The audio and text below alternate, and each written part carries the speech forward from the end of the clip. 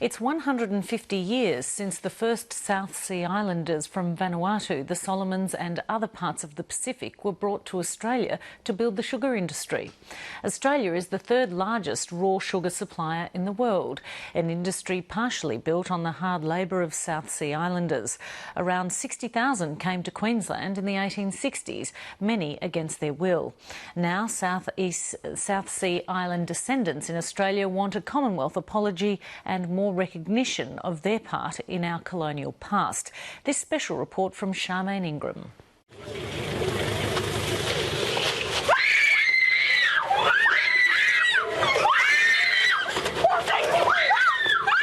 This reenactment reminds us of what happened 150 years ago. Thousands of Vanuatu Islanders were loaded onto ships, some willingly, some tricked, and many were abducted. It was known as Blackbirding, Australia's slavery past. About 50 to 60,000 Pacific Islanders were brought into Queensland to work as labour on sugar plantations and farms mainly between 1863 and 1904. They really, when you stand back and look, they're the most disadvantaged immigrant community in Australia. They've been here 150 years, but when you put together that the initial community was partially kidnapped, 15–20% of them, no other community fits that. They were worked in what you can only describe as semi-slave conditions, and the conditions on the boats coming over fall into that category. 30% of them, an astounding 30%, died from lack of immunity to common diseases. These fields claimed the lives of thousands of Melanesians as they tried to pay off their indenture bonds.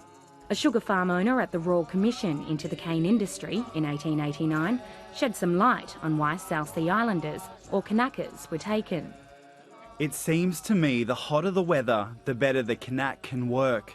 In the heat, a white man can do nothing but drink tea and can't eat. The Islanders were paid £6 a year. That's like working for about $20 a week today. In 1901, with the emergence of the White Australia policy, thousands of immigrants, including South Sea Islanders, began to be deported, despite starting families here. And the Pacific Island Labourers Act was unique, designed to target a specific ethnic group for deportation. Those people and others who died working in the fields had the wages owed to them put in a public trust. The money was supposed to be returned to the families next of kin in the islands on the ships that were going over. In fact, the Queensland government only returned about 15% of the money, kept 85% of the money, which they used to help run the administrative system around the labour trade, and then eventually in 1901 gave the money to the Commonwealth government to pay for the deportation. So the wages of deceased islanders paid for the deportation of thousands in the 1900s. But not all returned home. The Commonwealth allowed 1,500 people to stay, while another 1,000 escaped into the bush. Their legacy survives through the 40,000 descendants here today, like Shireen Malamu and Imelda Davis. They now want federal government support for their disadvantaged families. It's not common knowledge to white Australia. And I think Australia should grow up and start telling the beginnings of this country and what occurred to, whether it's Aboriginal people, South Sea people, whatever. But they need to tell about a slave trade. It's a sad story, but at the same time, I'm proud of the contribution that our families have made to the fabric of this nation, the economical base, you know. The New South Wales Parliament recently recognised Australian South Sea Islanders. As we come together to acknowledge the suffering, the exploitation and the role in our history that Australia's South Sea Islanders have played.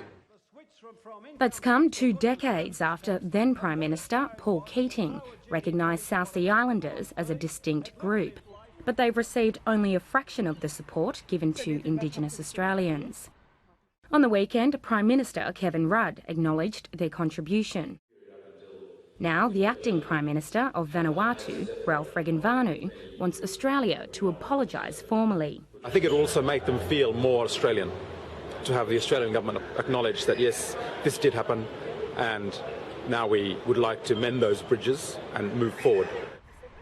Imelda Davis's grandfather was taken from Tanner Island in Vanuatu at the age of 12.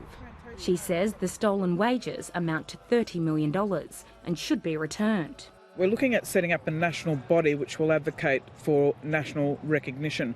And sure, you can have recognition in Parliament that acknowledges and does all of these great things, but we need the follow-through. We need the meaningful programs and services that are going to support a disadvantaged community. So recognition in the sense of words and legislation, but we need follow-through. We need reparation. Australians have a lot of amnesia even about Indigenous Australians. They don't know because they really don't want to know, and they haven't been, in a sense, they haven't been taught this in history in school. The same thing applies to South Sea Islanders. Anyone who lives along the Queensland or the northern New South Wales coast knows that they're still there, are puzzled that they're still here in Australia. They think that they've already gone.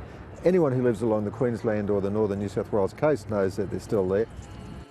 It's a chapter of Australia's history still awaiting a conclusion. Charmaine Ingram, Lateline.